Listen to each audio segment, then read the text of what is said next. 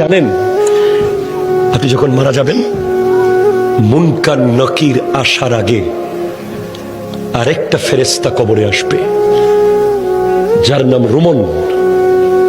সে আপনাকে বসাবে, বলবে লেখো, উকতুব আমালাক, তোমার ৬০ বছর কি কি করেছো প্রত্যেকটা মুহূর্ত লিখে দাও।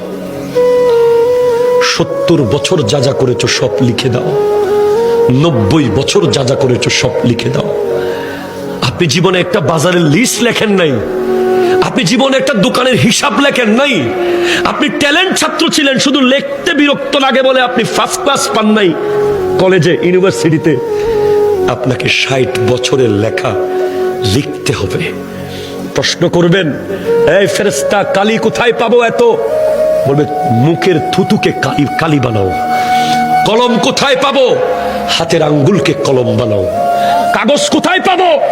গায়ের কাফনকে কাগজ বানাও। লিখে দিতে হবে। নামাজ পড়েছেন, কলম চলবে দ্রুত।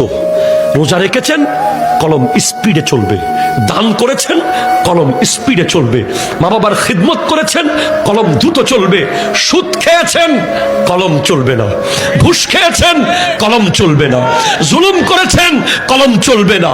মিথ্যা বলেছেন, কলম চলবে না। নাটক দেখেছেন, কলম চলবে না। বাটপারি করেছেন, কলম চলবে না। নামাজ পড়েন নাই, কলম চলবে না।